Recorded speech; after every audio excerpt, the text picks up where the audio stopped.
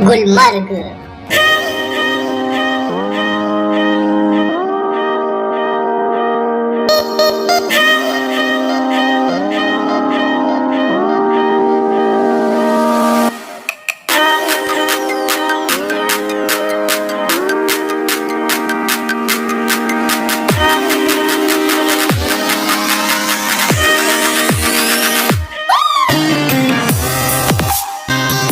चलिए सबसे पहले बात करते हैं कि गुलमर्ग कैसे पहुंचा जाए। दिल्ली से गुलमर्ग की दूरी करीब 850 किलोमीटर है, चंडीगढ़ से 620 किलोमीटर, जम्मू से 297 किलोमीटर, तो कटरा से 273 किलोमीटर और वहीं श्रीनगर से 51 किलोमीटर की दूरी पर है गुलमर्ग। अगर आप बाई फ्लाइट आना चाहते हैं तो नियरेस्ट एयरपोर्ट श्रीनगर में है। श्रीनगर से गुलमर्ग की दूरी 50 किलोमीटर है। दिल्ली से अगर मैं बात करूं तो दिल्ली से श्रीनगर की फ्लाइट के चार्जेस करीब 3500 से स्टार्ट होते हैं। श्रीनगर एयरपोर्ट पहुंचने के बाद गुलमर्ग पहुंचने के लिए भी काफी ऑप्शंस हैं। उनमें से आप प्राइवेट टैक्सी हायर कर सकते हैं जो 2500 से 5000 रुपए चार्ज करेंगे सीटिंग कैपेसिटी के अकॉर्डिंग, और सीजन के अकॉर्डिंग भी रेट चेंज होते रहते हैं। अगर आप बाई ट्रेन आना चाहते हैं तो डायरेक्ट आप जम्मू तक आ सकते हैं। इसके अलावा आप डायरेक्ट कटरा तक आ सकते हैं, आप डायरेक्ट उधमपुर तक भी आ सकते हैं। और बाई ट्रेन अगर आप आते हैं तो ये एक सबसे सस्ता तरीका भी हो सकता है। कैसे आना है चलिए वो भी डिस्कस कर लेते हैं। दिल्ली से अगर मैं बात करूँ तो दिल्ली से डायरेक्ट उधमपुर तक के लिए भी ट्रेन है, जिसमें 200 रुपए के टिकट से लेकर 3-3.5 रुपए तक का टिकट बनता है। उसके बाद उधमपुर से आगे कैसे जाना है वो भी मैं बता देता हूँ। उधमपुर से 90 किलोमीटर की दूरी पर बनिहाल है। उधमपुर और बनिहाल के बीच में रेलवे का भी काम चल रहा है जो शायद 2023 तक पूरा भी हो जाएगा।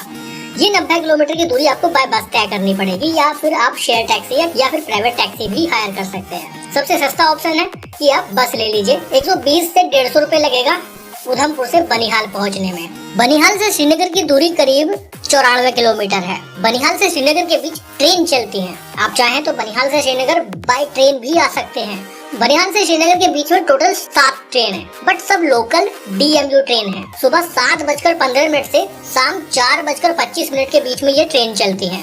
चलिए प्रॉपर टाइम बता देते हैं आपको कि कितने बजे ट्रेन है। एक सुबह 7:15 बजे, फिर 8:30 बजे, फिर 9:55 पर, उसके बाद 11:55 पर, और फिर दोपहर को 1 बजे, उसके बाद दोपहर को 3:15 बजे, और उसके बाद शाम को 4:25 पर ट्रेन चलती है। टोटल 7 ट्रेन है। कुल दूरी करीब बाई ट्रेन 78 किलोमीटर रहती है। 1.5 से 2 घंटे का समय लगता है और आप बनिहाल से श्रीनगर पहुंच जाएंगे। टिकट मात्र 20 रुपए से शुरू होता है। क्योंकि जनरल ट्रेन है तो 1.5 से 2 घंटे के समय लेकर आप बनिहाल से श्रीनगर पहुंच सकते हैं। तो बहुत ज्यादा सस्ता और बहुत ज्यादा एडवेंचरस ये रास्ता रहने वाला, ये जर्नी रहने वाली है, क्योंकि आप कश्मीर की खूबसूरत वादियों से होते हुए श्रीनगर पहुंचेंगे और यही सबसे सस्ता तरीका है। श्रीनगर से गुलमर्ग बाई ट्रेन कोई भी रास्ता नहीं है। बाई बस अगर आप जाते हैं पब्लिक ट्रांसपोर्ट के थ्रू तो श्रीनगर से पैरिमपोर तक आपको बस लेनी पड़ेगी, और पैरिमपोर से टंगमर्ग के लिए लेनी पड़ेगी। उसके बाद टंगमर्ग से गुलमर्ग आपको पहुंचना पड़ेगा।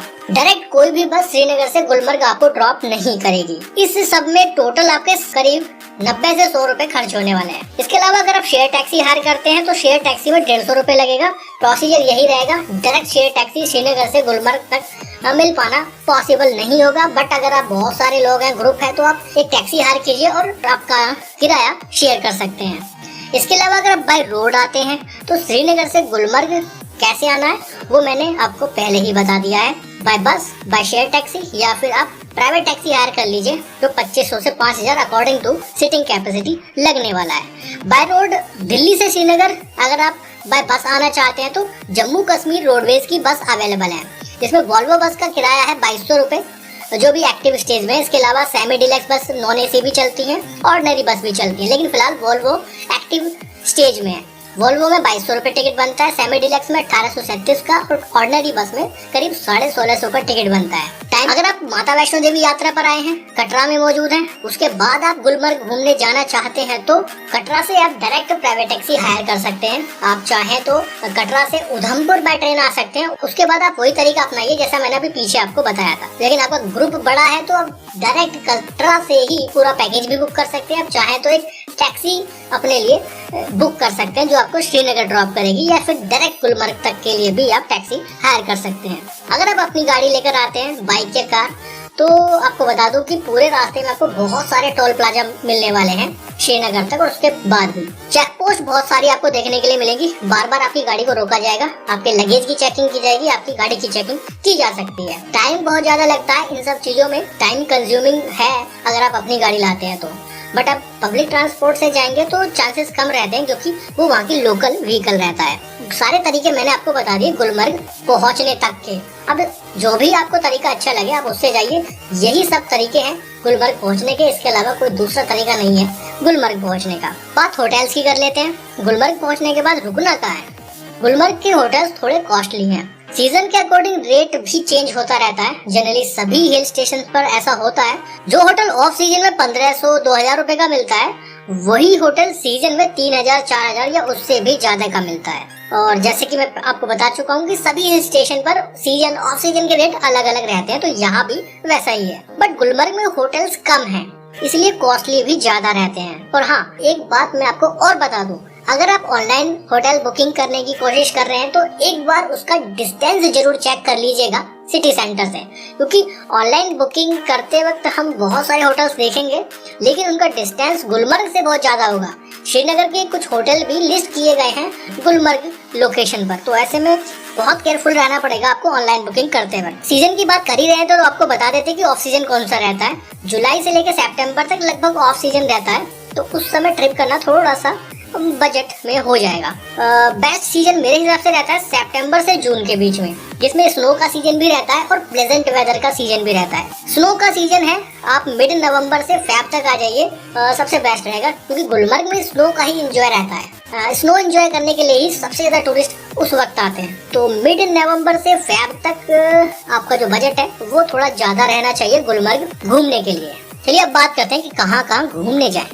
सबसे पहले तो बाय रोड जब आप गुलमर्ग आएंगे तो रोड साइड एडवेंचर ही बहुत शानदार रहता है। यहाँ के रास्ते, यहाँ के व्यूज जो आप रोड साइड देखेंगे ना, वो लाजवाब है। इसके अलावा अगर आप अपनी गाड़ी से आते हैं तो गुलमर्ग में एंट्री करने से पहले आपको एक एंट्री फीस देनी पड़ती है, लेकिन अगर आप पब्लिक ट्रांसपोर्ट से आएंगे तो शायद उससे बच सकते हैं। अब बात करते हैं कि गुलमर्ग में और कहाँ कहाँ घूमने जा सकते हैं। गुलमर्ग की आप फेमस गंडोला राइड कर सकते हैं, जिसे रोपवे बोला जाता है, लेकिन गुलमर्ग में उसे गंडोला बोला जाता है। वर्ल्ड सेकंड लॉन्गेस्ट रोपवे है गुलमर्ग में। एशिया की सबसे ऊंची और एशिया की सबसे बड़ी रोपवे गुलमर्ग में बनी हुई है, जो 2 फेजेस में स्टार्ट होती है। पहला फेज है गुलमर्ग से कांगडोरी तक। 1 घंटे में 1500 पैसेंजर को वो ट्रांसफर करते हैं। टोटल 72 कैबिन है। टिकट 740 रुपए है एक व्यक्ति का। बहुत खूबसूरत रहता है ये सफर। अगर आप स्नो के समय इस जर्नी को करेंगे, इस रोपवे राइड को करेंगे, तो आप सच में बहुत एंजॉय करेंगे। 3 टाइम स्लॉट है बुकिंग करने के, आप चाहे तो ऑनलाइन भी बुकिंग कर सकते हैं। मैं लिंक दे दूंगा, अगर आप कमेंट करके बताइए, मैं गंडोला राइड की लिंक भी आपको प्रोवाइड कर दूंगा। अगर आप ऑनलाइन बुकिंग करने के इच्छुक हैं तो कमेंट जरूर करिएगा। 3 टाइम स्लॉट में आप बुकिंग कर सकते हैं। पहला टाइम स्लॉट है 9 बजे से लेकर 11 बजे के बीच में, दूसरा है 11:15 से 1:15 में, और तीसरा है 1:30 बजे से 3:30 बजे के बीच में। ये 3 टाइम स्लॉट है 2-2 घंटे के लिए। किसी भी टाइम स्लॉट में आप ऑनलाइन बुकिंग कर सकते हैं, बट अगर आप ऑन द स्पॉट जाकर वहाँ पे करते हैं तो आपको काफी ज्यादा लाइन वाइज। अगर आपको पूरा वीडियो अच्छा लगा हो तो सबसे पहले चैनल को सब्सक्राइब कर दे, वीडियो को लाइक कर दे और ज्यादा से ज्यादा शेयर करें। ठीक है, थैंक यू।